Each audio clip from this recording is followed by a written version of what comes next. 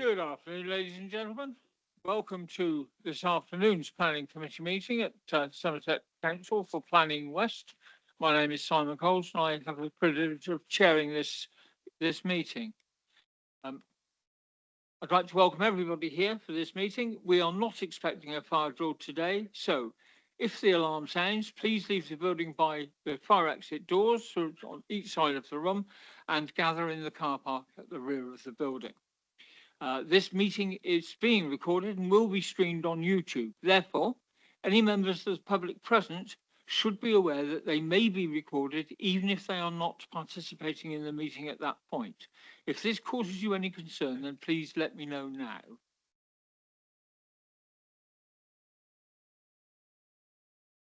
Okay, moving on. Item 1, apologies for absence. Josh? Thank you, Chair. I've not officially received any apologies for absence, but I note there's a few councillors that are not currently here. Caroline Ellis, Dave Mansell and Ross Henley. And I also note that Councillor Derek Perry is turning up late this afternoon. I know he has a hospital appointment, so he will be here as soon as he can get away from the hospital. I'm aware of that. Okay, that's the apologies. Thank you. Not aware of any subs either. So, minutes from the previous meeting, the 18th of February. Is it your wish that I sign those as a true record of that meeting? It is. Is that proposed and seconded? Thank you. And all those in favour? That's unanimous. Thank you very much. Okay. Declarations of interest. Are there any declarations other than a board, apart from our standard pre-printed ones? Nope, I'm not seeing any. In that case, we'll move straight on to agenda item 4, which is public question time. I'm not aware of any public questions. Good afternoon, Cara. I'm not aware of any questions, Josh. Okay, so we'll move on from that. We'll move straight into our first planning application, then, which is item 5 in your agenda. And it's the planning application 43/24/0092, Longforth Farm, Langton, north of Taunton Road, Wellington. And our case officer for all our applications this afternoon is Simon Fox. So good afternoon to you, Simon. And when you're ready, we'd love to hear your first presentation. Thank you. Thank you, Chair. Good afternoon, everyone. So I've got 3 applications, as the Chair has remarked. Not a single house to be approved amongst them. However, by approving all 3, you will be facilitating in the region of 1,000 homes in Wellington and Taunton being brought forward over the coming years. So we have some interesting enabling type applications today for a change. And I don't think I'll have to mention beyond this point the 5-year housing land supply. So a relief to everyone, I'm sure. So with the benefit of a presentation, let's go into the first one, which is the application for reserve matters for a spine road, associated cycleway and associated drainage at the Longforth site in Wellington. Members will recall that this application was approved by committee in May of last year. That was ratified by a legal agreement signed in around October, when the decision was then issued. And in line with the then signed 106, on the timescales that were set out in that 106, we now have this first reserve matters application for the road. Now, this is the red line of the road. It runs diagonally across the site from this corner here. Members will recall there's now a Lidl supermarket on this corner of the Cades roundabout on Taunton Road. And then the road goes diagonally across the site towards the employment land that was approved to the north and the planned train station site. This shows the aerial photograph of that. The supermarket hasn't been updated on the aerial photography just yet. And this is the master plan that was approved. So you've got the supermarket shown there and the spine road coming across here diagonally to Station Square, which is the second item on today's agenda, and the train station site here, which is this field here. So the spine road connects Ninehead Road to effectively the train station site. The outline application also approved 200 homes and some employment land. So this is the application. This is for the spine road going through the middle of the site, a footway cycleway coming down the western boundary to connect back into Taunton Road, and the associated drainage, which is effectively a ditch along the eastern edge and 2 attenuation basins to the north. The attenuation basins not only serve the road, but also the residential and employment uses as well. So with regard to the spine road, we have obviously a central carriageway, we have verges, and we also have a segregated cycleway on the north side that borders the road. These are some extracts and sort of zoomed in extracts of that spine road. So we can see that the spine road employs some paving areas on key junctions. It employs continuous cycleways over planned side roads into the pockets of the residential development. The verges are of varying widths and contain street trees. And at the end of the spine road, where it meets the train station site in Station Square, you can see that there's a pedestrian crossing shown, which also connects into this cycleway that comes back down onto Taunton Road. So it's slightly unusual just to have the road as an application on its own. And of course, the thing to remember is that it will be further dressed and built along by the residential pockets that are to come, and that will probably incur more greenery and softening of the road. But this is the treatment so far that the applicant has put forward. At the end at Ninehead Road, members may recall that there was provisions in the legal agreement and a sum of money set aside to deliver an alternative access. This was to change the current T-junction arrangement to a continuous road with a side junction that would then serve the remainder of Ninehead Road. Just because this application doesn't show it doesn't mean it's not going to happen. The provisions in the legal agreement say that the developer should undertake reasonable endeavours to work with Lidl, because there is an area of land on the bend, on the inside of the bend here, that's required back from the supermarket in order to provide that continuous road, and this will provide the onward cycling and pedestrian connectivity back into the Cage roundabout. This will feather in and meet a new pedestrianised crossing here. So like I say, we've got a sum of money set aside in the legal agreement. We've got a further sum of money set aside for onward cycle linkages. And as soon as Lidl are content to transfer this piece of land, then this continuous alternative access can be delivered. And this was a point of interest, particularly for Ninehead Parish Council. I've indicated on the previous plan street trees, and this is the landscaping plan which shows those trees in more detail. Each tree is annotated with its species. I think this presents a good coverage of trees just for this application, and of course more trees will come when we know more about the pockets to adjoin it.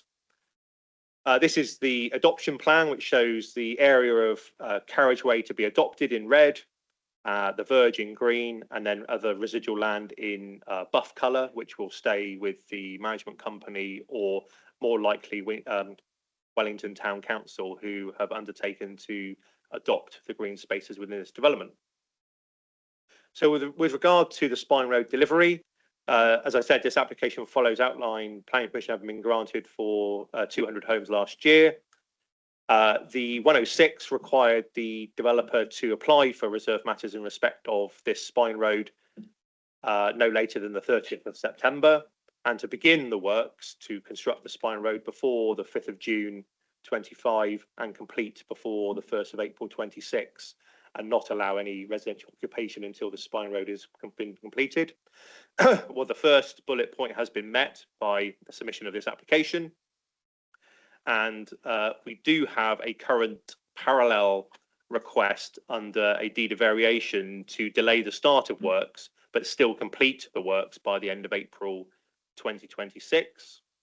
And there is also a request to vary the current obligation to complete the entire road to adoptable standards prior to the occupation, because there are issues with the construction of the bit of the Liddell Road that has already been constructed, and that's with the Highway Authority to confirm whether it has been built to adoptable standards or not. It's worth saying in the context of this that at the time that we were presenting this in May, it was the week I was getting married, so I had other things on my mind, to be honest, but it was also against the backdrop that we were still very much in almost daily discussions with Network Rail about the delivery of the train station, and the delivery of this road was obviously central to the cases that we were making to government to secure funding for the train station.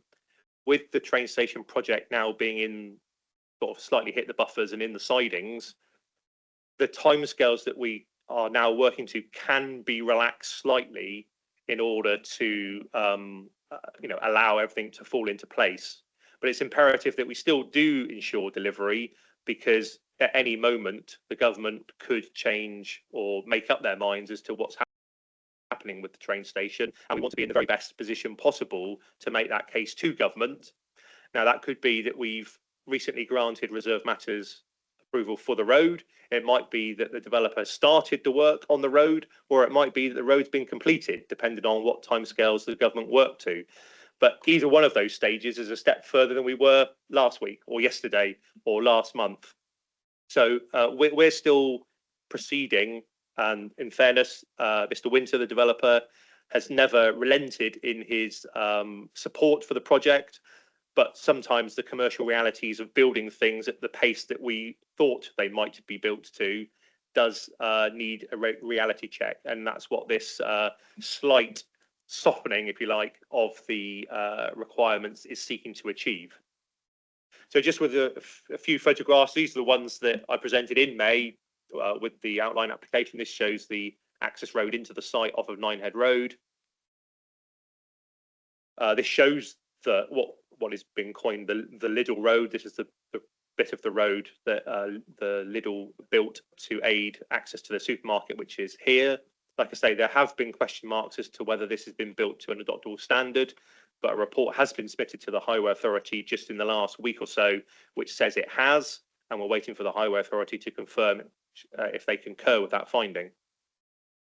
So the road goes through this boundary and then kicks slightly right down towards the railway site across these fields. So down towards, effectively, this is the railway line and the long copse behind. And that's just a recent photograph that I took just to show you what the site looks like now. So there's no updates to the report, Chair. The material planning conditions are that outline approval has been granted. Reserve matters for the main spine road and associated infrastructure front loads delivery to the train station site and the employment land. It maintains the best case argument for the train station delivery. There are no technical issues that would warrant withholding reserve matters consent, and there are provisions in the 106 for delivery of the road. So the recommendation is that the application be granted, subject to the conditions listed in the report. Okay, thank you, Simon. Just one thing before I open it up. I didn't see any mention of allotments.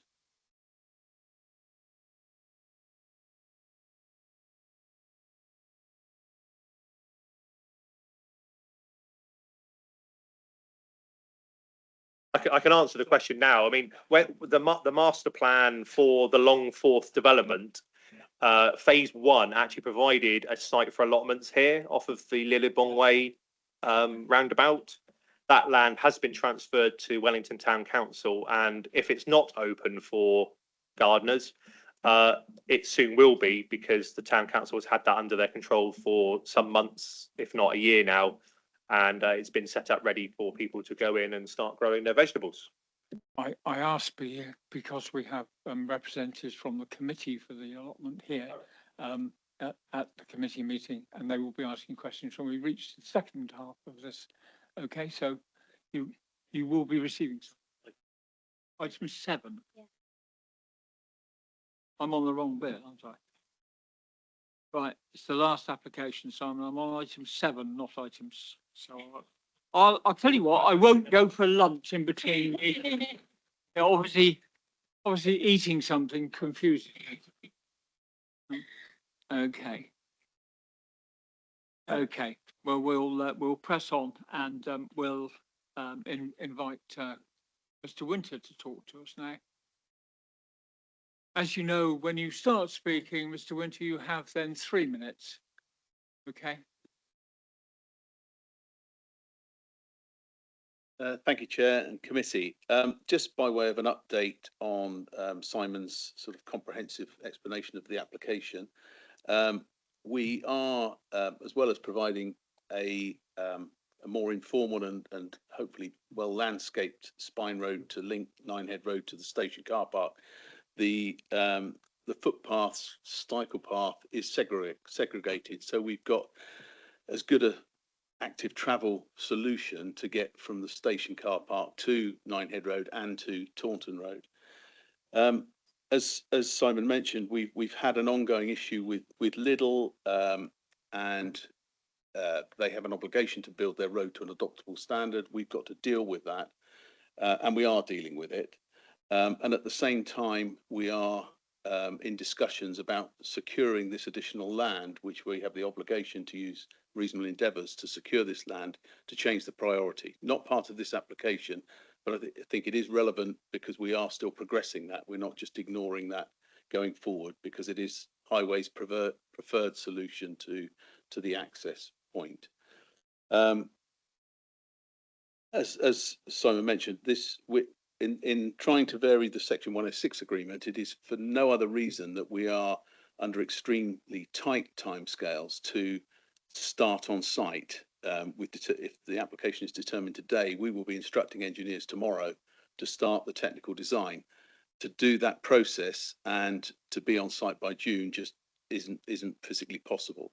So we're asking for a relaxation of the start date, but not specifically on the completion date. We know, as Simon says, that this road, the whole point of it coming in early is to get it in so we're ready should the government decide to get the station the go ahead. So we're not trying to avoid our obligations under the 106 agreement. So as I say, once this application has been determined, we will be pressing buttons to design the technical aspects of the road to ensure that it will be delivered ahead, and we can give this site the best chance to get the station project delivered, which I think is for everybody's benefit, not just ours. So that's all I wanted to say. Thank you. okay, thank you very much.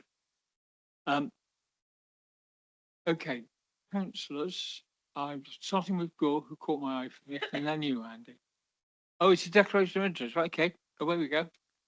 Sorry, it should have been. Sorry, Chair, I should have done this. I've only just realised, obviously, I'm a Lidl employee.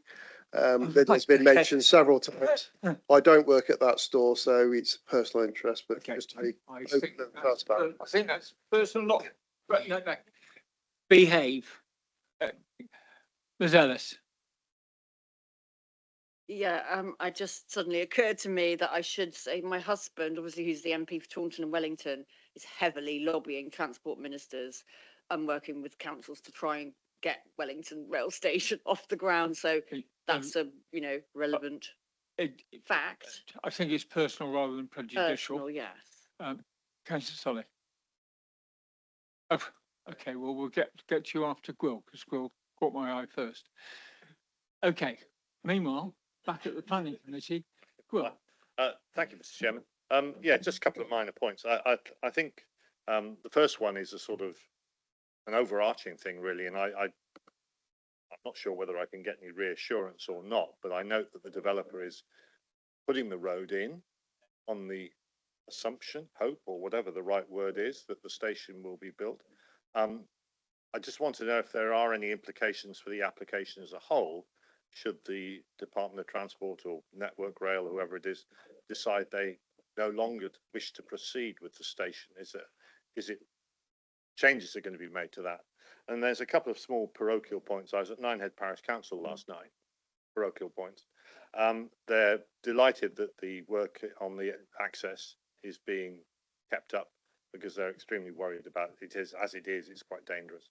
The second thing is that they asked me to ask, and I've had a quick word with Mr. Fox, but I'm obliged to ask in the meeting whether there is any option within the section 106 or possibly a variation towards flood warning controls to the north of the site as it goes across the Tone, which is an ongoing problem. Simon has told me his answer, but I'd like him to repeat it now in a minute. And the third thing was just something that's literally just occurred to me, bearing in mind that the Southwest Falcon drops off just on the main road. Are there any plans for it to use the railway station as a drop-off point in future? Although I appreciate that's probably for the next application rather than this one. So, yeah. Let me take those in turn. So there are no implications on this road if the station doesn't go ahead. The road, as you can see on the master plan, serves the remainder of the site. So we've got, you know, a residential parcel to the north, a residential parcel to the south, employment and residential here, and employment here. And there's also so the train station land isn't the whole of this field. There is also a parcel along the south of that as well. So Mr. Winter's been very clear that this land is not going to be sought or reclaimed if this current project for the train station is officially abandoned. The site will remain available should that project resurrect itself in 5, 10, 15 years time. Who knows? But it does also then provide access to a potential additional parcel of residential land on the south side that sat outside of the Network Rail car park. So I think in answer to your question, what happens if the train station doesn't happen? Well, the road is still necessary, and what it actually does is it actually primes the infrastructure into that development and means that the homes and more of the site is open, available for development sooner than it might have otherwise been if it had been done in sections. Can I just on that? Yeah. I don't know the ins and outs and whether Network Rail is making any contribution towards it, but I mean, if some of the developers' costs were being met by Network Rail and then no longer met, it's the implications for the development of the development as a whole. I think I was really worried about whether there would be any more viability resets to be done. No, there aren't. The deal that was struck in May at the planning committee was that other planning obligations were set aside to secure this road in its entirety and the land for the railway station. So I guess we've put down a down payment, if you like, on the station, and we hope that one day the government will stump up their end of the bargain and pay for the rest of it. So nothing is implicated in terms of finances on this development should the station not come about in the immediate term. With regard to the flood warning controls, this was raised, I think, at the outline stage and has been raised in connection with another site in Wellington that I'm dealing with. The assessment has to be, are those flood warning signs necessary for these developments to go ahead? And I think the conclusion so far has been, no, they're not. So there hasn't been a request for monies towards the flood warning controls. And as I say, in May, when we were constructing this to ensure that our main priority, the train station, was deliverable, we set aside other planning obligations in order to achieve that. To further set aside what we did manage to secure for the benefit of something that isn't directly related to the development, I think would have been a step too far, and that's why we didn't do it. That's not to say that Ninehead Parish can't speak to their parish and town neighbours who may have slightly larger SIL receipts than Ninehead in order to bring together a project and amass some funding through those means. With regard to the Falcon bus, I think this story around public transport and what will ultimately go into the site to serve the train station will be dependent on A, have we got a train station, and B, what the appetite for those individual public transport providers actually is. They may consider that going in the site and then coming back out the site is too much of dead time, and therefore keeping on the main route of Taunton Road, they may feel is their preferable option. we've not got any money set aside to incentivise any public transport to go into the site. We're just working on the basis that in time, if the patronage out of the train station warrants it, then the bus companies will go in of their own volition. It's all about transport hubs and you know, intermodal connections and those kind of things, which is very important. Thank you. Andy Solly. Thank you, Chair. Looking at the junction there, and obviously with Lidl's, we've got a, like you say, it's a slither of land. If they sort of playing hardball, they're not sort of so much effort into helping. Is it council could do like a compulsory purchase of that bit of land to do enabling? Is that how it happens with highways? I'm not too sure of what weapons we have in our armory to actually help us to deliver these sort of things. I don't know if you can give us a bit of a steer on that. And just a second question is, will the new train station be on both sides of the railway line? So see obviously the green area at the top of the trees highlighted around in blue. So will the new train station have like a bridge over it so it'll take trains from the north and the south? It's just a supplementary question. Thank you. Yeah, so there are ongoing conversations with Lidl. I think Mr. Winter speaks to them on a regular basis for one reason or another. So this primarily works on goodwill. It works on making the case to Lidl that actually this is in their interest because it improves cycle connectivity to their store, and having a train station on their doorstep can't be a bad thing commercially for them. So it's trying to make those arguments before we have to use any other tactics that might be a little bit more legally persuasive or morally persuasive. So it is working on the basis of goodwill. It's working on the basis of Mr. Winter's working relationship with them. And we do have a sum of money set aside to make the works happen. If there is a small consideration that's required, then we'll obviously have to take that into account. So the platform, so the railway station does work on two platforms, one on the south, one on the north. The one on the south, though, is effectively the entrance with the car park, and then there is a bridge with integrated lift facilities to get you over to the other side. This star here, see that there, this star here indicates a refuge area in the event of an emergency on the north side. So that's where people would be sort of corralled to in the event of emergency. Obviously, long term, there are development aspirations on the north of the railway line, which may provide in time some more formal access to the north, but those are still in the design stage, if you like. So hopefully that answers your question. Rosemary. A question that I don't know, you might have thought about. The Lidl land, has any approach been made to Lidl to see if they could hire out bikes? Because I thought this is only bicycle access, this road. It's not for traffic, is it? Yeah, so that it would be useful if people could hire bikes at Lidl to go to the railway. I mean, all ideas are welcome. So this is a trafficked route. So there will be a car park at the end of this road to serve the train station. So cars will come up and down this spine road.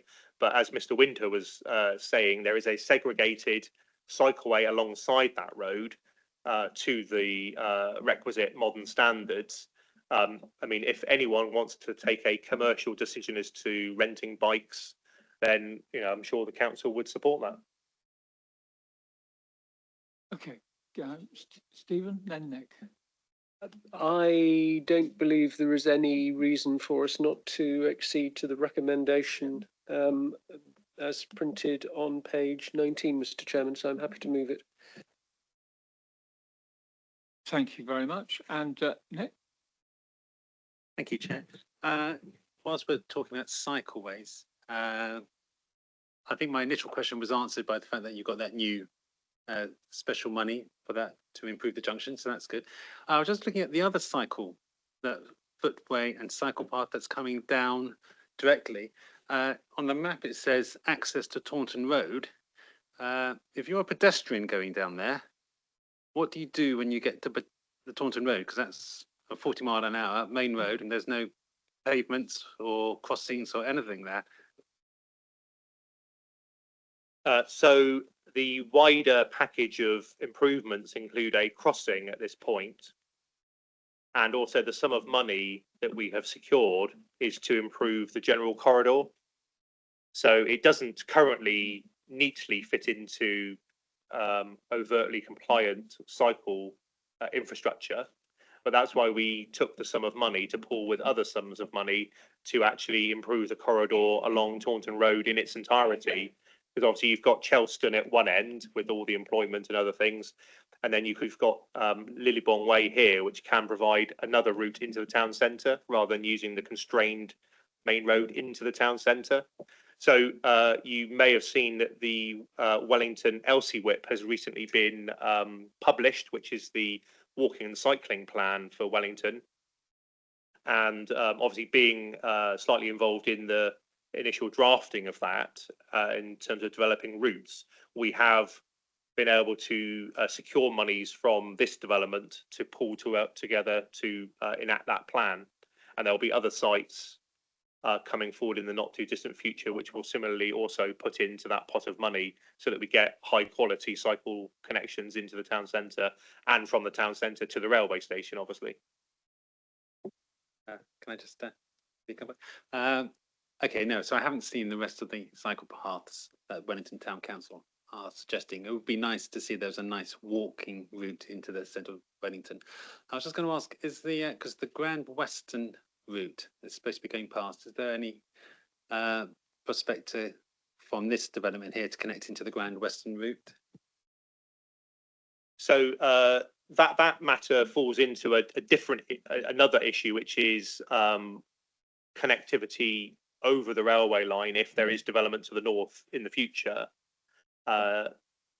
Network Rail had indicated that the bridge over from platform to platform wouldn't be available 24/7 for members of the public to use.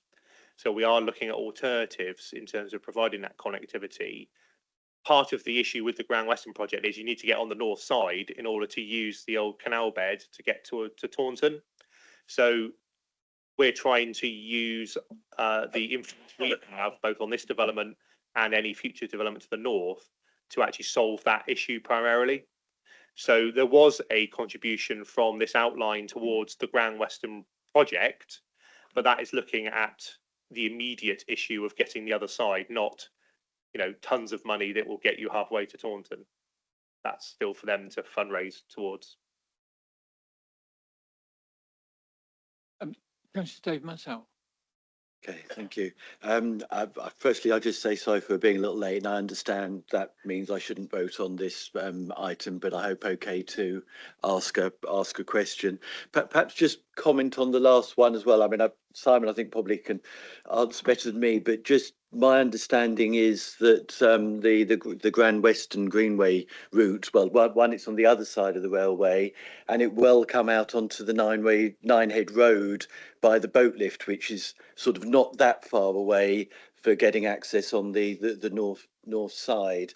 So I don't think it's too bad for connecting to that, and been very pleased to pick up what I've been hearing on the planning side, how planning officers have been looking to facilitate that. So I hope it will eventually prove to be good news what gets delivered. My question was also in connection with the cycle and footpath. I noted that the placemaking officer said that crossing points would be best as tiger crossings to allow both pedestrians and cyclists to cross. My understanding of those is that they're alongside each other, but clearly marked, one on one side, one on the other. My preference, I think that is best. It's always best, especially when you're coming into conflict, to know where you're meant to go. Can I check that is what's going to happen? I'm getting the feeling that the plan is not to have any clear segregation and mix them together. I would caution against that, but can I check what the plan is? Those comments may have been made prior to amendments. My understanding from this extract, it says new parallel crossing on raised table, and therefore I do believe that cycling and pedestrians are segregated on that crossing point. Whether that's a tiger, puffin, or any other animal crossing, I don't know. But It'd be best if we could ensure it. I think that's what it shows here. I mean, the issue with the path to the south Yeah. is it's then a shared path. So, and you also have to bear in mind the number of users, that this is not the centre of Wellington. The number of users will be relatively small, but we are trying to use best practice to push an agenda forward, which is, first class cycling connectivity wherever we provide it. So, I mean, without blowing this up even further, it does say new parallel crossing on raised tables. So I think that meets what you're describing. I'm not sure the words being used are quite right. So I don't wish to be awkward, but I'm just aware that this is the time to ensure. It's always best to get things right from the beginning and much harder to sort them out later. I can't help feeling what you're saying sounds like shared use and not segregated. All we're looking for is a line down the road. I just want to be sure it's there for clarity, because I'm not quite sure we are getting clarity. Could we just have a condition to say that there is segregation, and then there's no doubt, and it's clear, and I believe that would be best. That's the pedestrian, and that's the cycle. I think that's what it shows. Meaning the whole length. Well, yeah. If it's an existing width. Yeah, it's a suitable width. Is it just the crossing you're concerned about? Yeah. The crossing.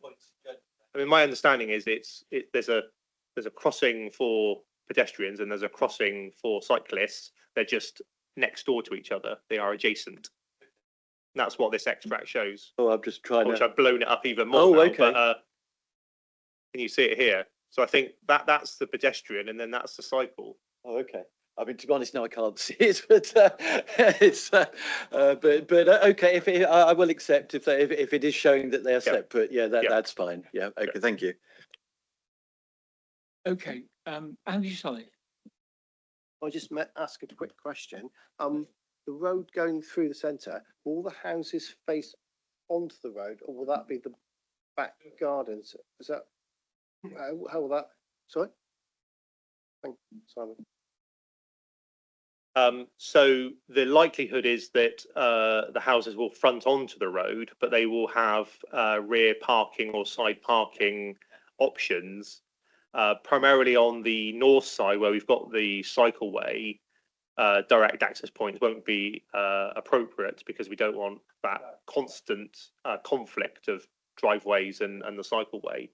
The south side, there may be some more flexibility, but generally, I think we're looking at sort of rear parking options for those few dwellings that do actually front on. But the parcel development is still to come through the reserve matters. But you can see from this drawing with the verges, even on the south side, the options for direct access are going to be few and far between, if non-existent. But it will definitely face on rather than back on. Yeah. Okay. Any other questions from colleagues? I'm not seeing any. Okay, well, it's been proposed by Stephen Pugsley. Is there a seconder for this proposal, please? Andy Sully? Well, I'll take Gwyll on this occasion. Thank you, Gwyll. Okay, so it's been proposed and seconded. Can I see those in favour, please? That's unanimous if the people are able to vote.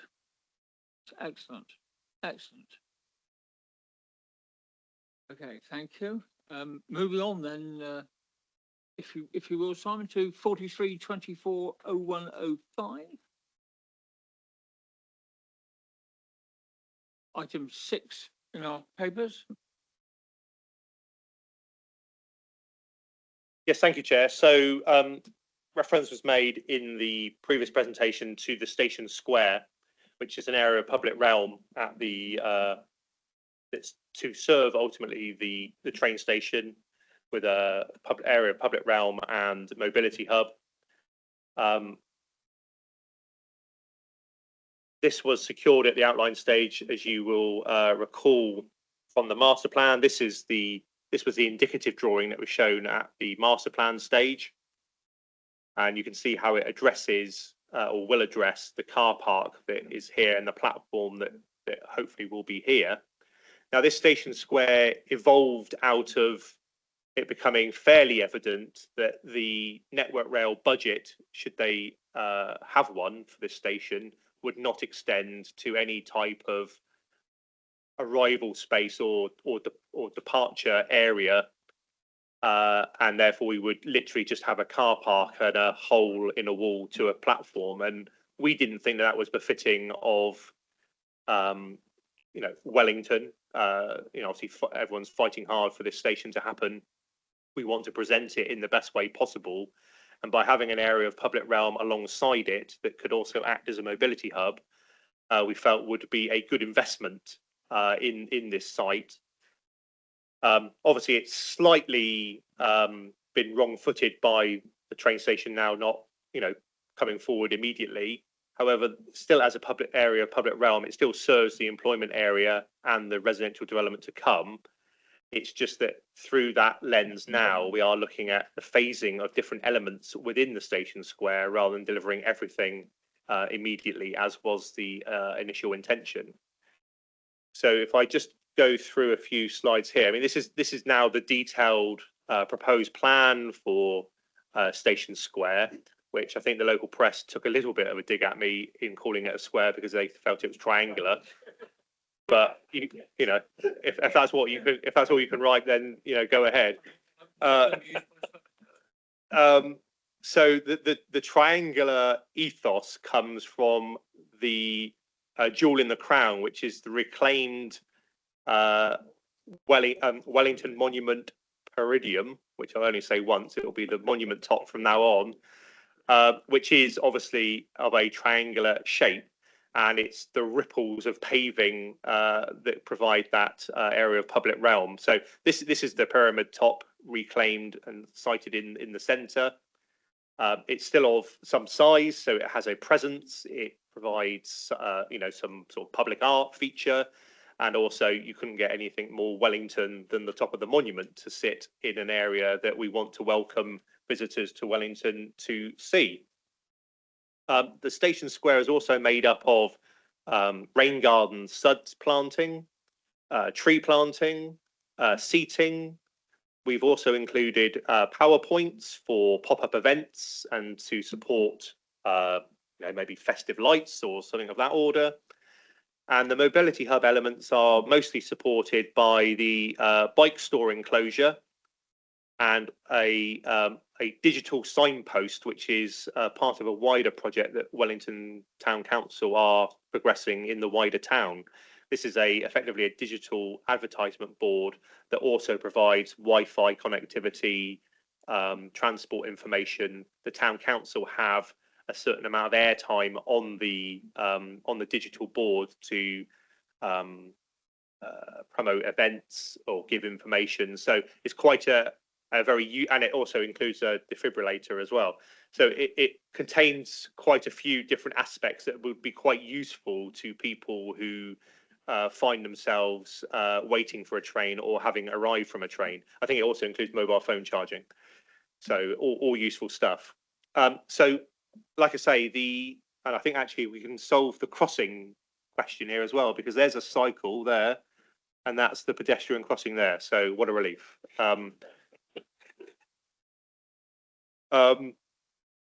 So the phasing will really relate to the bike store and the Pulse digital board, because those two elements have varying degrees of benefit if there isn't a train station next door. But the minute we get any suggestion that the train station project is back on, then those elements will be delivered to serve the station. You will also see that along the eastern edge of Station Square is a likely commercial building which will front out onto the square. Now that might be partly serving the train station. It might be a small cafe, or it could be a commercial building with offices, something of that ilk. So I think that's the main components of Station Square.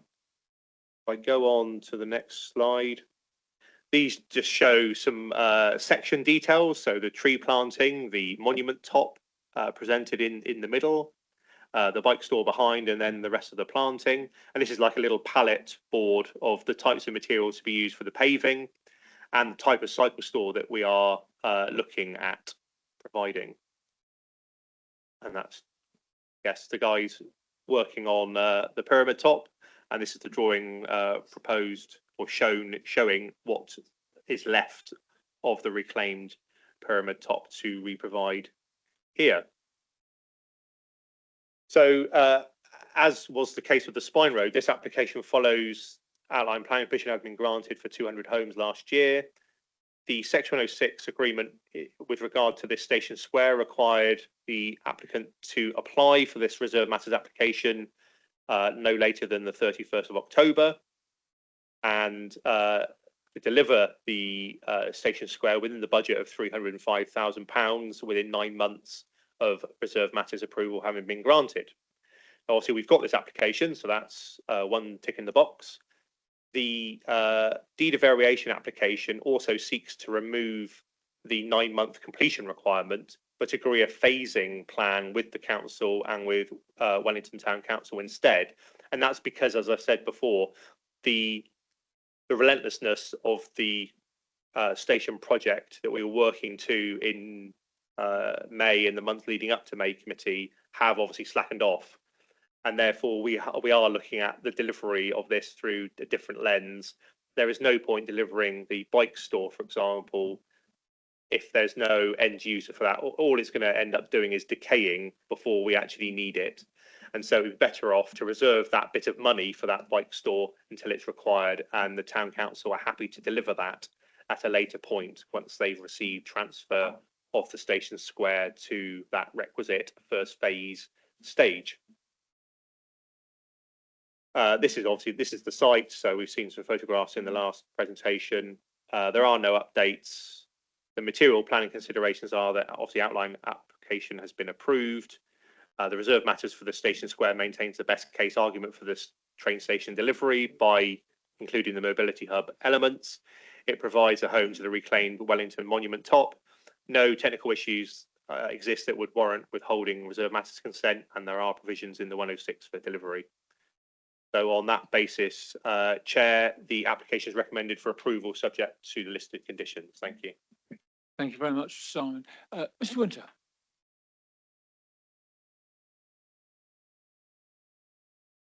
As you know, when you're comfortable, push the button, the red light comes on, you have 3 minutes.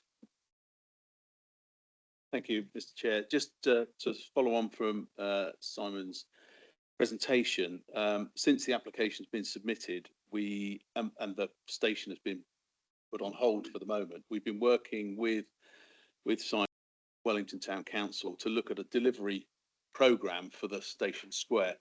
What we're proposing is that the land will be transferred to the town council at a time that's appropriate to them to take it on, and the sort of primary infrastructure works would go ahead with the road construction, so that all the dirty stuff's done and finished, and we don't have pristine paving that's sat at the end of a road decaying and deteriorating. That's why we've requested a modification to the 106, so that we can liaise and work with the council to create town council to create a phasing plan to put in the drains or excavate stone drains, put in services, so that and the plinth concrete base, even the base for the mobility hub, the cycle store, so that the whole mucky dirty stuff's in and done. Then the monument top can be recreated, which we salvaged from the Black Downs and is located in the DLO depot on 22 rotting pallets, unfortunately, but it's all there preserved to be brought forward. As I said, the other aim is to transfer the ownership of the station square as sort of public realm space to Wellington Town Council, who are keen to adopt it and maintain it and create a usable transport hub for those visiting the station.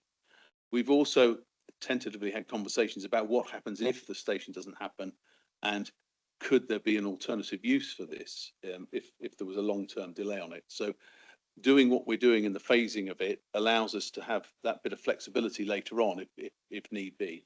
but still to have the monument top and the infrastructure there to create the square and a place for people to enjoy. Thank you. Thank you very much. Committee. Andy. Thank you, Chair. Just a couple of points. Obviously, it was mentioned in the previous application, we were talking about buses.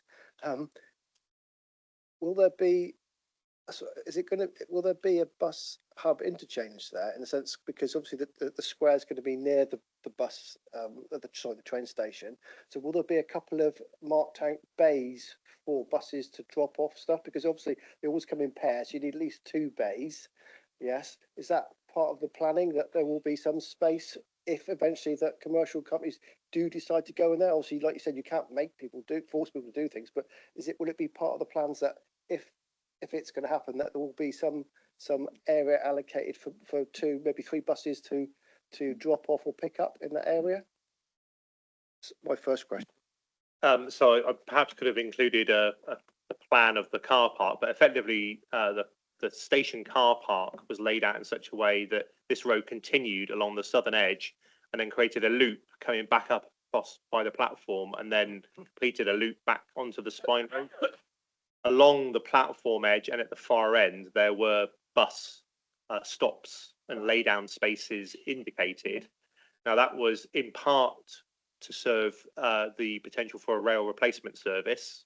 So, you know, a coach, I guess, rather than what we would maybe consider a service bus, but also would facilitate a service bus to go into the site. And that was again on the basis that it might go in or it might not. But the geometry of the car park was laid out for a bus on the basis of the rail replacement service alone.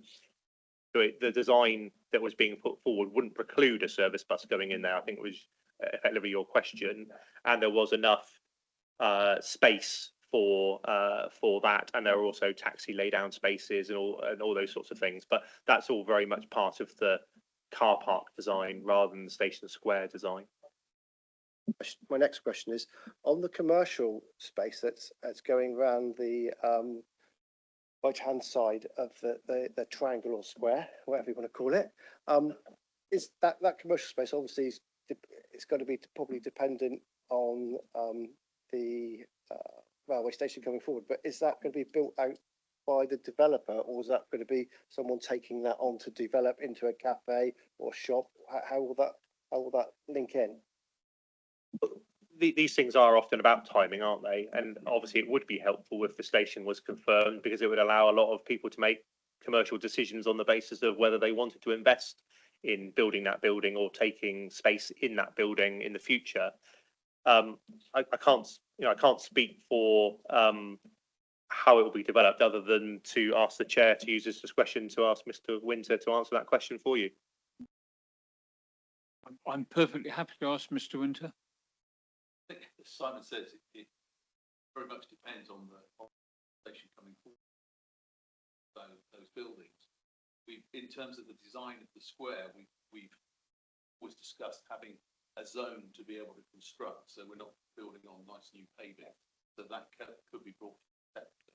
There is, even as it stands, there's certainly commercial interest based there, so it will come down to a detailed master application for that space as to how it's going to be laid out and its functionality and its relationship to the station square and the car.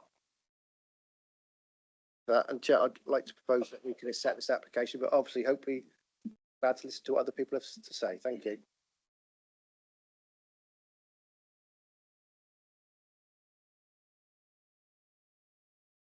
Thank you, Stephen. In that case, we've had it proposed by Andy Sully and seconded by Stephen Pugsley. And I'd like to see those in favour of this, please. I'm delighted to say that that's unanimous. Okay, thank you very much indeed. Okay, moving on to item 7 on our agenda, which is 38/24/0233, which is the land off Corkscrew Lane, Staple Grove East in Taunton. And it's Simon Fox to present again. Simon. Yes, thank you, Chair. So this application is for the formation of an integrated constructed wetland including associated plant infrastructure and landscaping at land south of Corkscrew Lane, Staple Grove in Taunton. So I've got some slides here. So we've got the red line site area plan, which is probably better shown on an aerial photograph. It's effectively these two fields here, the lighter two fields shown on this aerial photograph. Members will be aware that the land to the north comprises the Staple Grove housing allocation. So this is adjacent to Staple Grove East, to which the wetland is primarily to serve. Just zooming in here, you can see that the wetland site is bordered by Taunton Vale Sports Club and sports pitches on the western side, in part by allotments on the eastern side, partly by a piece of retained land here, but also the residential streets of Whitmore Road and Wyndham Road. To the north, Corkscrew Lane, the slightly infamous double S bends here, and it's this area here which is Staple Grove East. And then you'll recall in the not too distant past, we dealt with the Section 73 application at Staple Grove West, which comes down into this pocket here. So this is the site layout plan for the wetland. It comprises of cells. So these are shallow excavations which take water from the Mill Lease stream, which runs between the site and the adjacent allotments. It takes an inlet and then passes that water through a number of cells, which are planted out with vegetation, which strip that water of its phosphate contaminants, if you like, and then passes it through the final cells and then releases it back into the Mill Stream Lease. This is not a diversion. It's a borrowing of the water and then the returning of it. Water will continue down Mill Lease stream whilst the wetland is still in operation. The yellow lines on this plan indicate lines of underground utilities, which in part are being renewed and rejuvenated now on site today by Wessex Water. And that also accounts for why the wetland is moved more towards the eastern boundary of the site. This is the planting plan.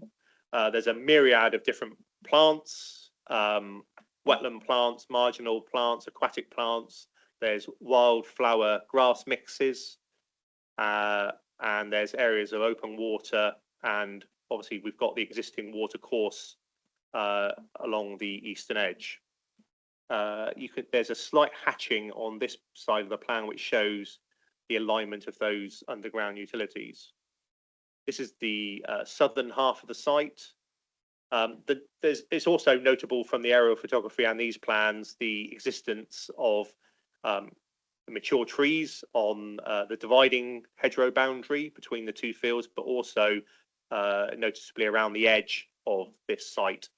I think with only exception of a couple of fellings of less significant trees, all trees have been protected by the excavations, and tree protection conditions are included within my recommendation.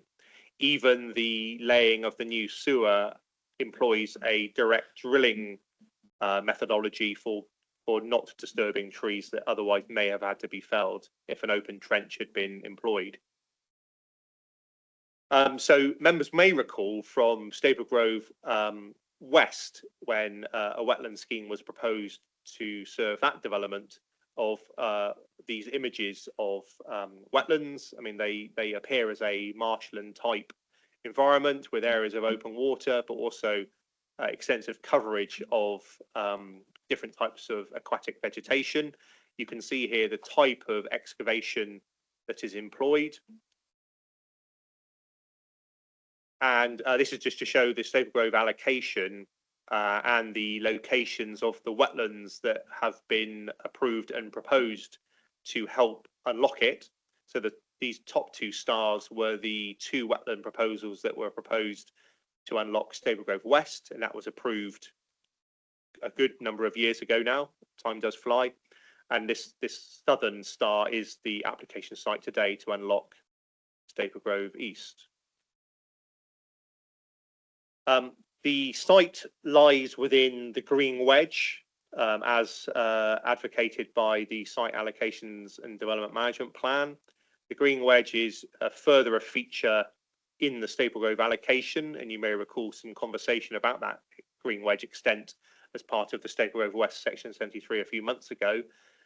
So the land in question would not have policy support for residential development or any other development. It is to form part of the Green Wedge, and therefore it seems highly appropriate to use that site for the wetland proposal that is being put forward, and with the added ecological benefits that it brings, of course.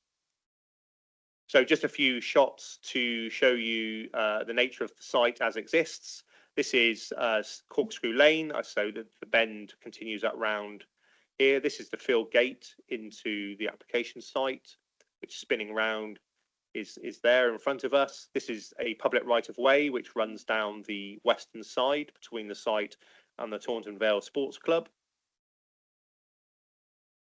The site has previously been used most recently for the growing of Miscanthus. This is the site as left by the removal, I think, of most of the rhizomes for that Miscanthus.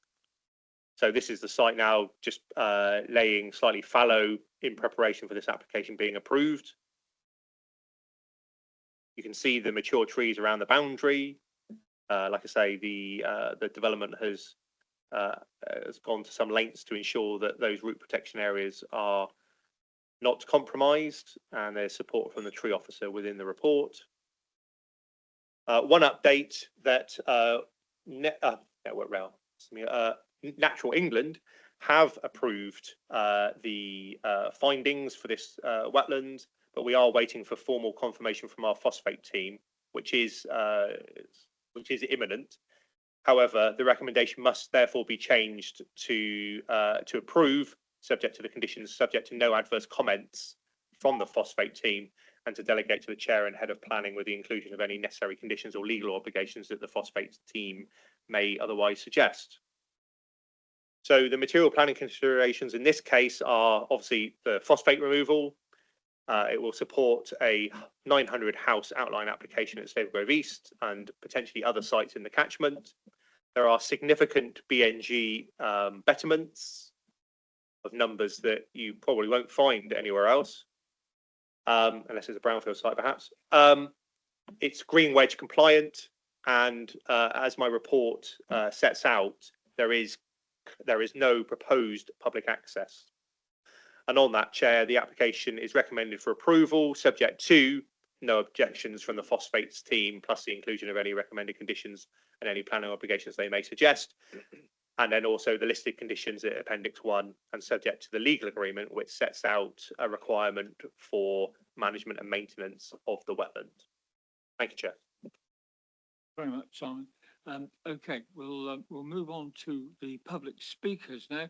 The first name on my list is David Lawson. Mr. Lawson, if you'd like to come to the public speaking desk.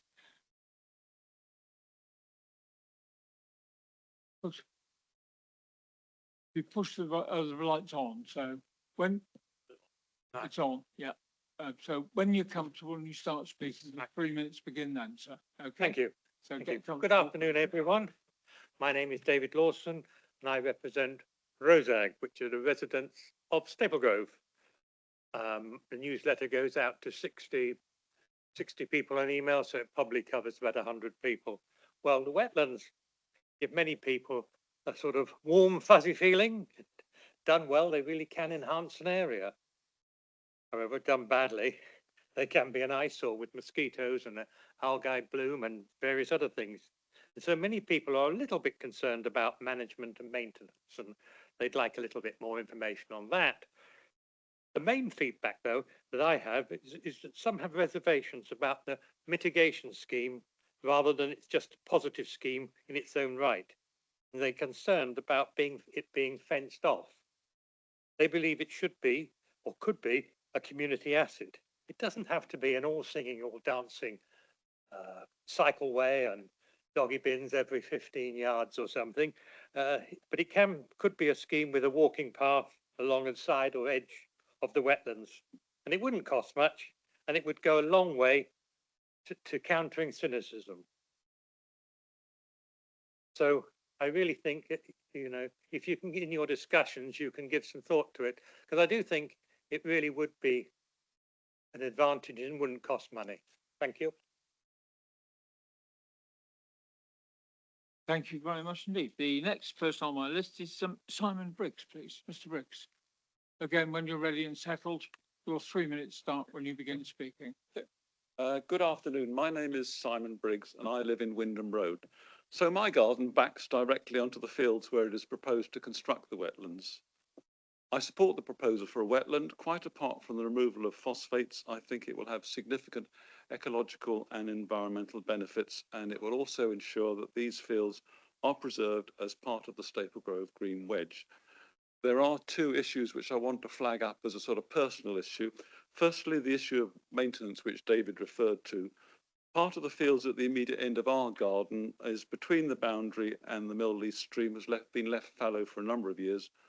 Normally the farmer would come in a couple of times a year to cut it and also cut back the surrounding hedges. That area is not part of the actual wetland, as Simon indicated. I just wanted to make sure that it's actually included in the maintenance. I don't want that area to be neglected at the expense of the wetland proper. And secondly, the issue of site security. Proposed planning condition says that there should be no public access to the site, depending on what you think about what David said. I don't know how the applicant is proposing to secure the site to prevent public access, but the boundary between our garden and the other gardens in Windham Road consists of a substantial hedgerow backed up with sheep netting. We do not need or want any additional fencing. I would just point out that if you do agree to public access, Simon had previously suggested that I might run a lemonade stall in our gardens, but I think I'll forego that. Thank you for your time.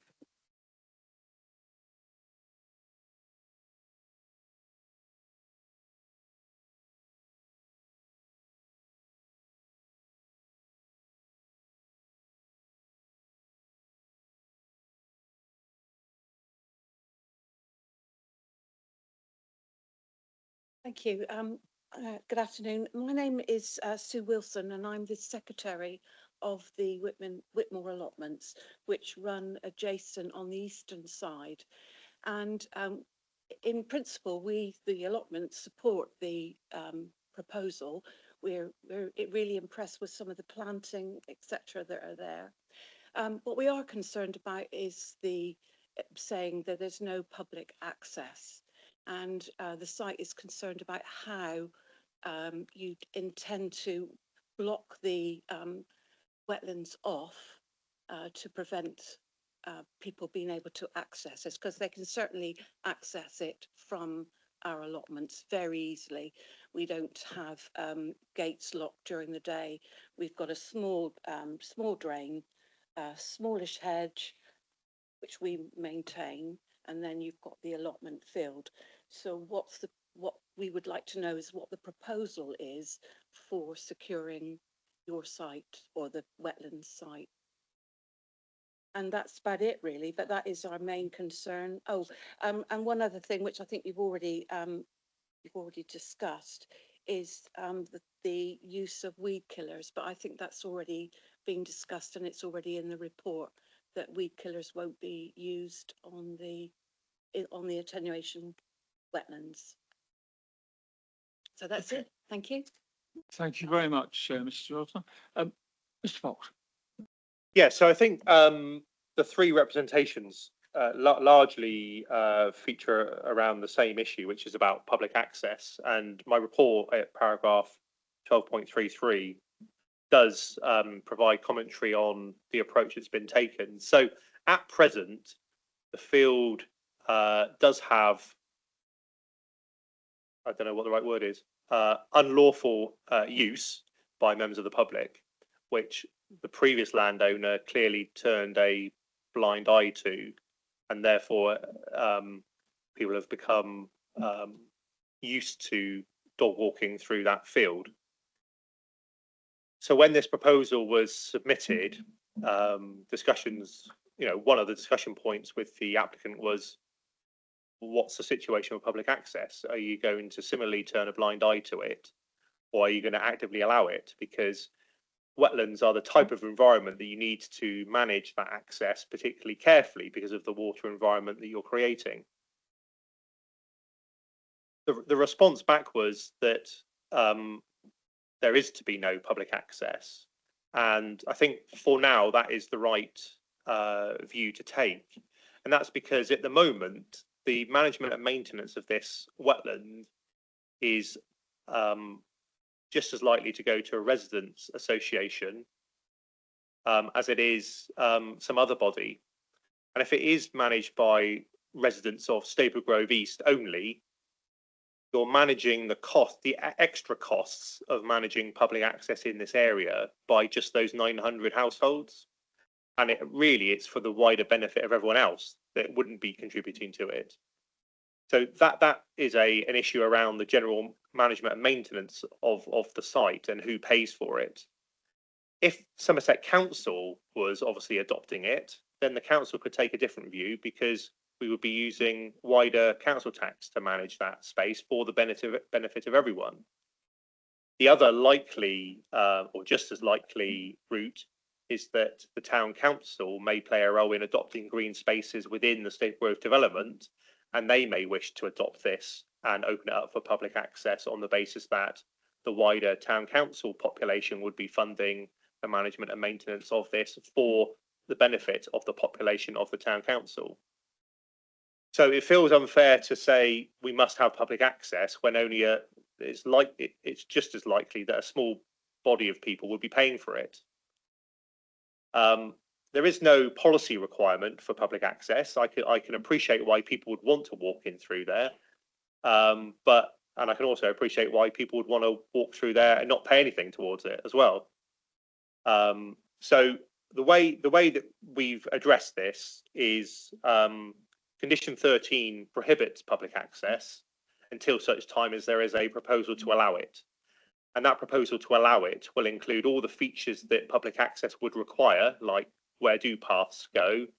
They don't run along the back of properties at Windham Road, for example, or prejudice the security of the adjacent allotments by bringing people right to the boundary.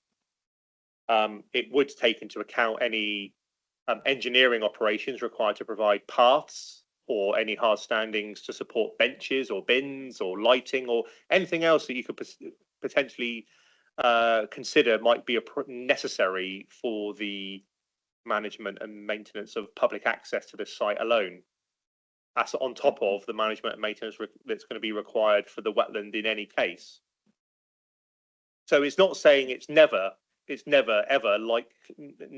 appropriate for use for public access, but what we will do is we'll look through the lens of what are the impacts of public access and deal with that appropriately. This application has not assessed the impacts of public access or the requirements that it brings, because the applicant has ruled it out at this point. But like I say, should the town council take it on, that might be a different kettle of fish, and they might take it on particularly to provide public access because of the nature of the space and environment that it would create for their residents. And therefore you're into the realm of, well, what do you do to prevent people going in there? Well, you work on the simple basis that it's private land.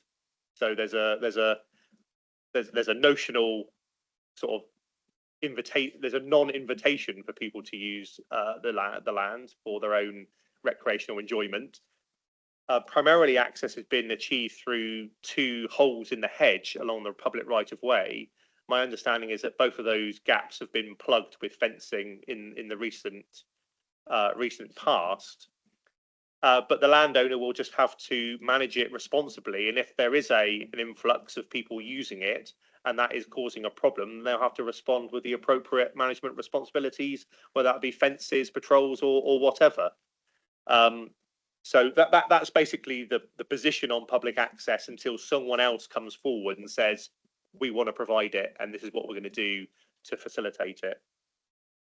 With regard to the piece of land that Mr. Briggs was referring to. It's this bit here is in the ownership of this land parcel, but not in the application site. My understanding is that that will just be maintained as it is, a bit of sort of set aside land.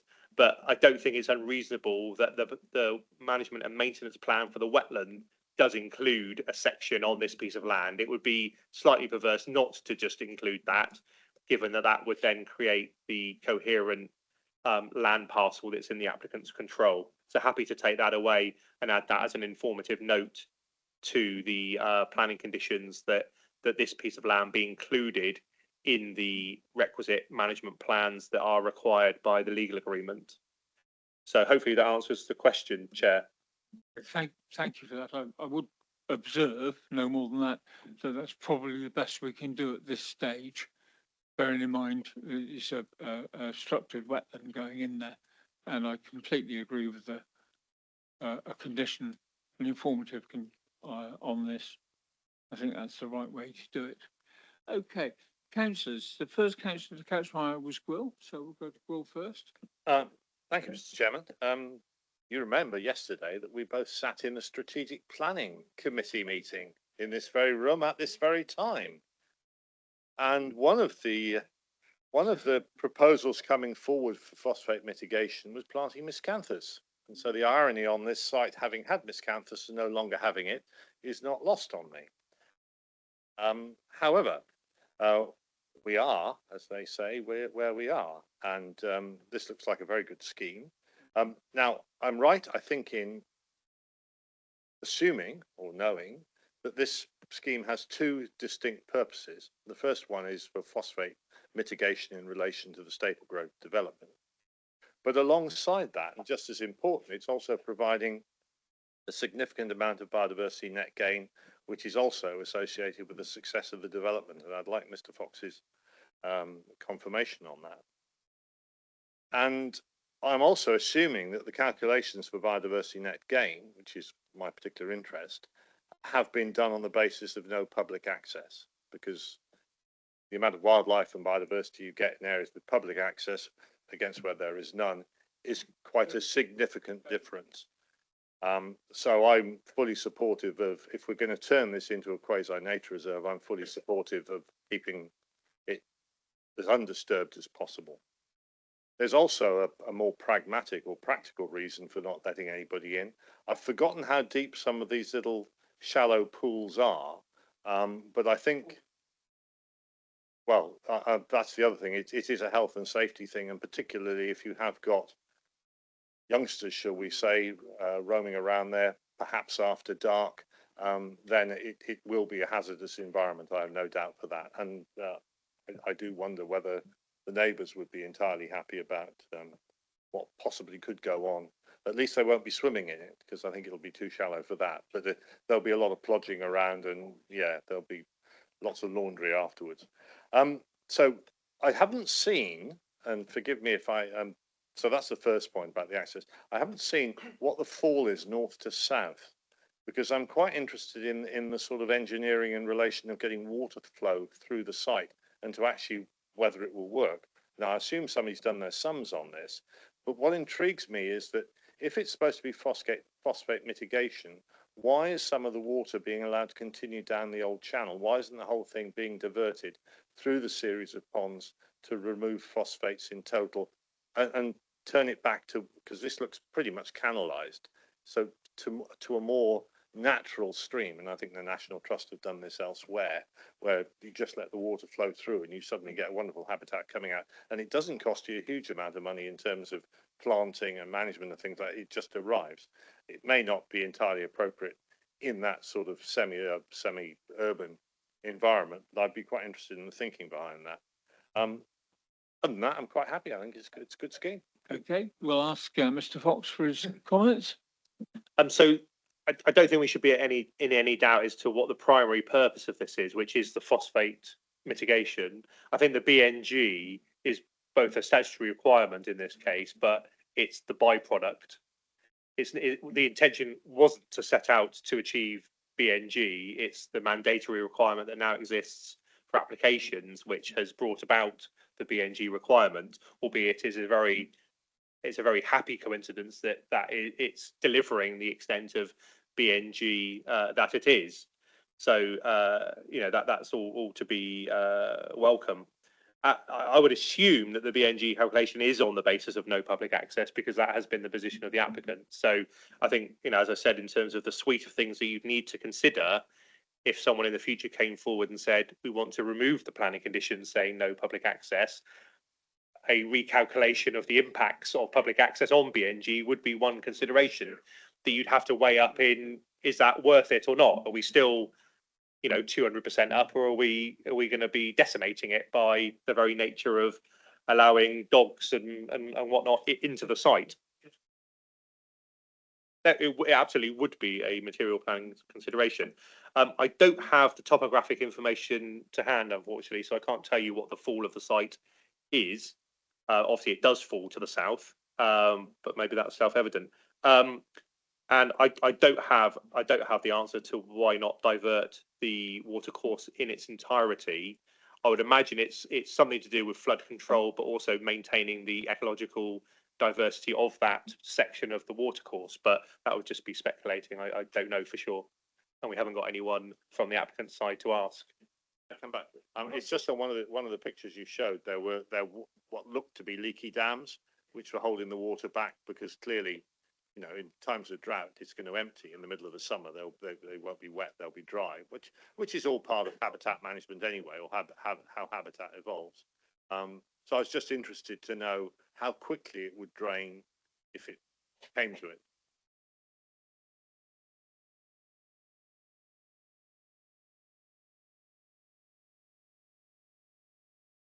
Thank you, Chair. So I, myself and Derek, we both represent this area. I was told I didn't have to declare that at the beginning. So, this is our Your division. membership of the Taunton Town Council is automatically declared. Oh, no. Oh, yeah, no. But as I'm also the county councillor for this area. I've had long discussions with both David and Simon over this, and I do share their views that it's a wetland. It's ecologically, environmentally of value, of educational value, actually. For children. But and it would be a shame to see it not have public access. But I think, on reflection of what we've heard today, I think we do have to take into account that it's not our land. It is private. There are health implications, and I do agree that nature thrives best when nature is left to do its own thing. And so I do accept that actually possibly for the foreseeable future, I think we should just leave it alone and let it thrive and let nature develop and take its course. And I think both myself and Councillor Ellis, we've been looking at each other throughout this meeting, probably thinking, yes, I think some point the town council might just look into it, but no promises there. Just to answer the question about where the stream goes to, it's just twigged. It does go south. It heads south, and I believe it goes under Taunton School, and I believe it goes under the Astro hockey pitch of Taunton School, which they are about, I believe, to start developing. And I believe, it's only rumours, that I think they want to start digging it up and putting buildings on top of it. Will that have an adverse effect on the water flow?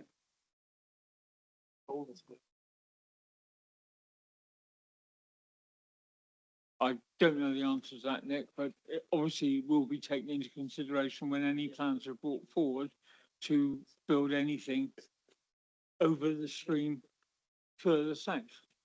That will have to be taken into consideration by the prospective builder. Yes, because So I mean, I'll- any blockage there would just. I'll seek advice. Yeah. So, gentlemen. The application for Taunton School on the playing fields to the south has already been approved. So in deciding that application, then the presence of a water course and the flood implications would have been considered as part of that planning application. And I think works have commenced pursuant to that application on the site. So that immediately borders the southern boundary, I think, of this site. I mean, obviously, it has to, that application has to wipe its own face in terms of flood risk. Generally, in a town-wide environment, it's perceived that the extra storage capacity these wetlands provide will improve flooding in the town. To what degree may be marginal, but every little helps, I think, as someone said earlier.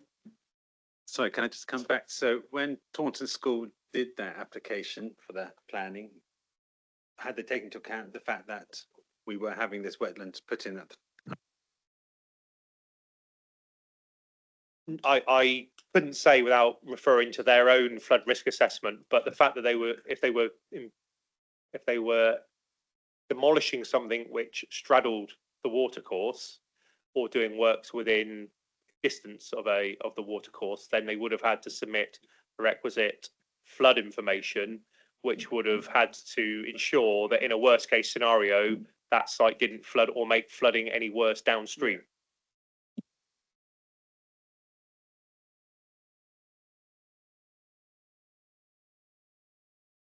Yes, I think so. So long as it's not going to just cause a blockage and then we find that the wetlands are flooded and everything. So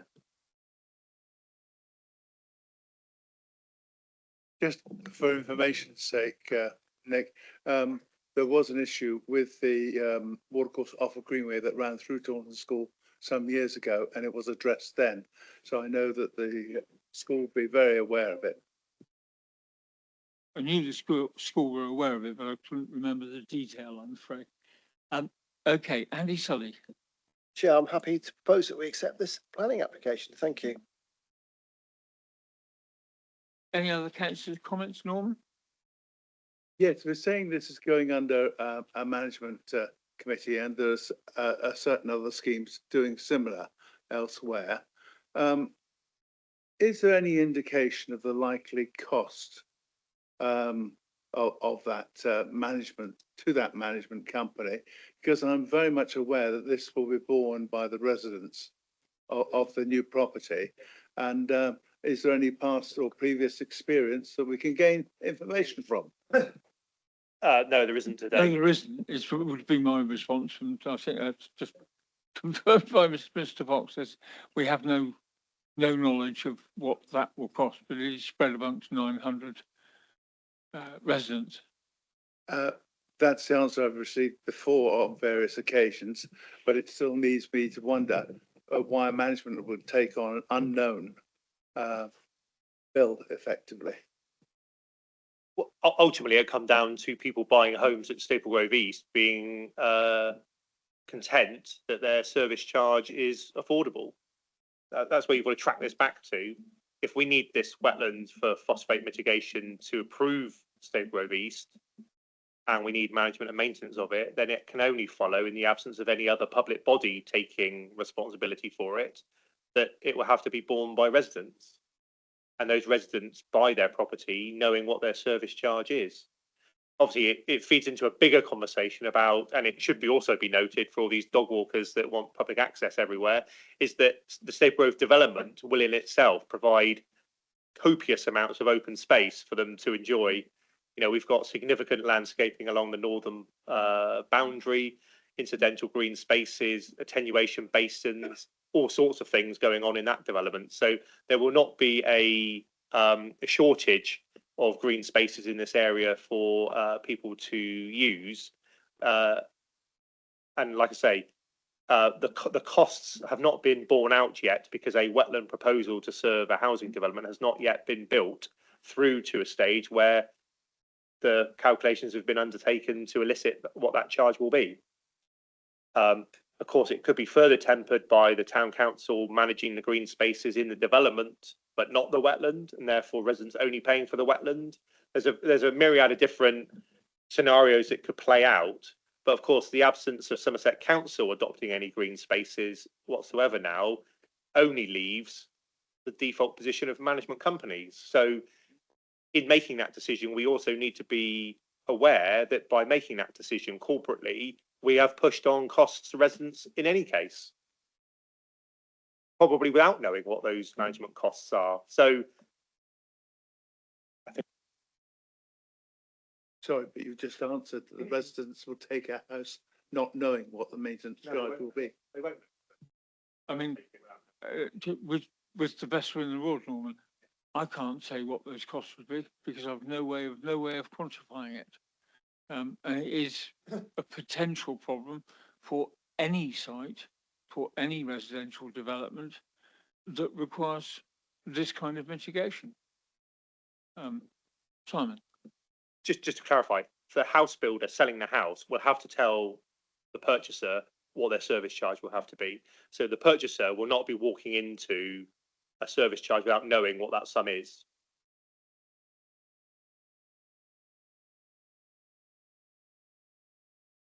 Okay, colleagues, any other comments? David?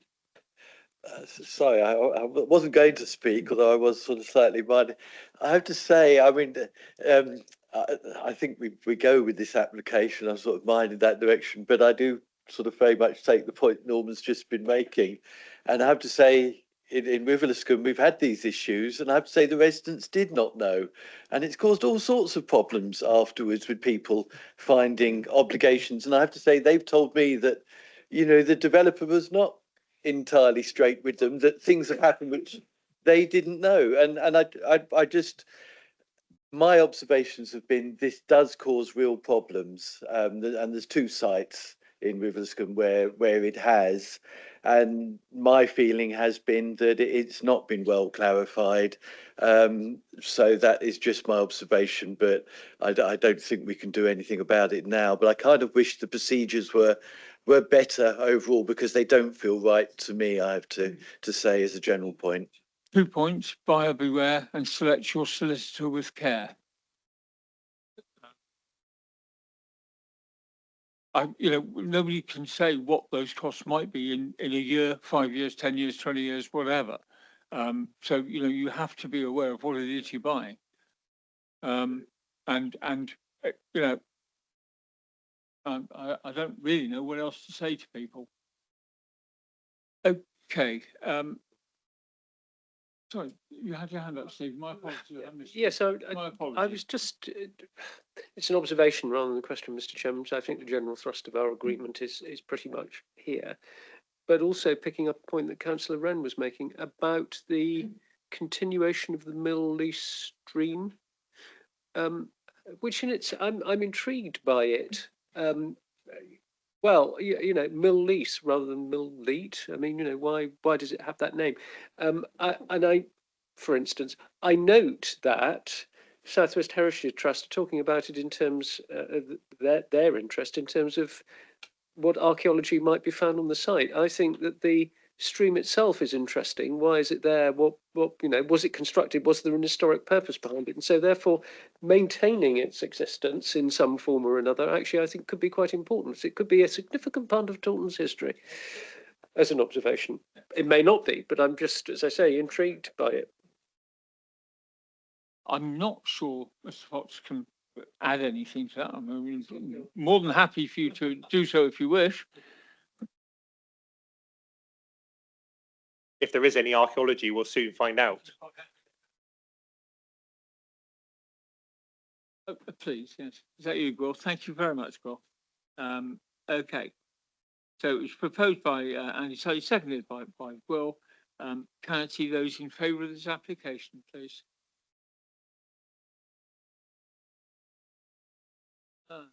Right. 9 and 1. Any against? No against. So any abstentions? Right, 1 abstention. 9, yeah, and then 1 abstention. Okay. Okay, ladies and gentlemen, we now break away from the Simon Fox show and move to the Gary Collins show for our discussion on the planning appeals. Planning appeals, what we welcome my vice. I come back regardless. Yeah, and my vice chair has decided to grace us with his presence. We have just reached the point where Mr. Collins is going to discuss the planning appeals with us.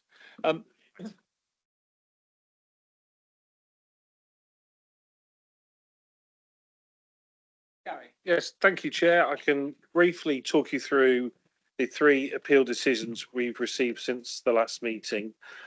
These are scheduled out on page 103 of this afternoon's papers. Probably the most significant one's the top one, which was land at 33 Tower Hill at Willerton, where an application be made and was refused for the demolition of the dwelling there and replacement with 3 dwellings on the same plot. That was refused largely in terms of overdevelopment of the site. And it's one of a number of plots of similar kind of character there. And so it's one of those where I think officers weren't completely certain that that was going to be the decision, but we're pleased to see that that was the decision that the planning inspectorate had made, because it came in time to influence a decision on a replacement application on the site as well, which I think has either or also been refused or is in the process of being withdrawn and resubmitted to take into account the very useful assessment that that planning appeal inspector made on that site. In looking at this, I certainly take a question. I did notice when I look at all these before the item on the agenda, I noticed that this one wasn't on our website when I looked, but just before the meeting it was uploaded. But I can provide a copy if members want to see that, because it's quite a useful one to look at.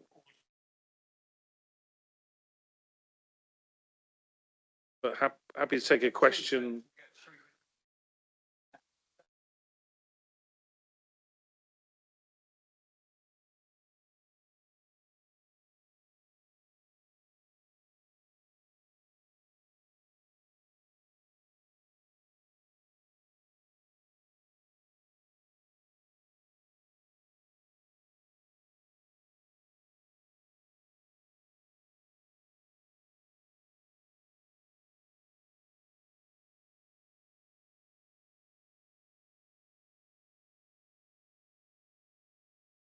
That's not a planning reason, and of course it will always be dealt with by officers. That's the starting point for any of this, for any application. It's the officers look at it, and then it comes, if appropriate, to the chair and vice chair, or the planning committee as appropriate. But the officers are the first point of call. Andrew. Just a note, Chair, on these 3 we've got in front of us today. We normally get the report. Is that for all of them? We normally get a detailed report. Is there a reason why for all of them we haven't got a report? I think in terms of making all of the committees consistent across the county, we had taken the view not to provide every single appeal decision, but certainly if there's ones, because they can go to quite a number of pages, if they're ones that members would like to see, we can provide them. You can access them on public planning online via the reference numbers, though. It's part of our education. I think it's quite good to read them because you understand better the way that a planning inspectors sort of view things. You realise then when you're sitting on a committee, the way that you've got to look at application, you've got to, with an open mind and what have you. So, but just putting it was dismissed and just putting the description, I don't think it's good enough for members. I don't know who's made that decision to stop us seeing the full detail, but I'm not happy about that. That's all I'll say. Thank you, Chair. You're not alone in that. After 20 years of reading the appeal decisions once a month, I'm loath to move away from that. Stephen Huxley. Well, isn't it possible just to put the link on the on the paper, so you don't have to reproduce it entirely? But as long as the link's there, then we can just click on the link and go straight to it. If we have the link, then we can pick it up. Yes. But if you don't have the link, it makes it harder because you've got to get around the vagaries of the council's website, which can be lost in. I know that officers always want to make councillors' lives as easy as possible. Of course they do. And this will help enormously. Of course they do. We all know and understand that, Stephen. Gentlemen, so a link, please, as an absolute minimum, please.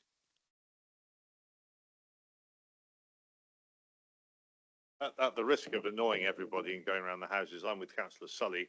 I think it's a lot easier to have it in the report rather than thinking, oh, I'll go back and look for it separately. But a link would work if it. But links, in my experience, links to the council planning website do not work. So if it would have to be straight to pins, I think, wouldn't it? Which I think would work. And I think the link pins okay. council website can be different. Again. No, I know, I've done that. I've sent links myself thinking, oh, great, that will access everything and every time it's expired. So I understand there is that practically. I'll certainly discuss it with colleagues in democratic services because we have to be consistent. I understand what you're saying, certainly. The other two are kind of smaller in terms of impact, arguably. The next one, 29 Northfields, Bishop's Hull, Taunton. Again, this was a dwelling that was being kind of shoehorned in next to an existing semi-detached dwelling, so it wasn't of any great surprise that the planning inspector agreed with the officer assessment and felt that it was a cramped development that affected the character and appearance of the area, so that was dismissed. And then the final one, and this is interesting because it involved the works to an existing building, so there's by definition an enforcement issue on this one. So it was to retain a building that's already been erected. It was refused in terms of impact on the character of the landscape. I do know that the planning case officer who dealt with that one is currently talking to the enforcement team about what the next stages are. It may be a case of it may not be a case initially of complete removal. It might be a modification proposal, but nonetheless, what I'm seeking reassurance on is that that will still be done via a formal application that stakeholders, parish councils, etc., can comment on. So that's something that's being worked through at the moment.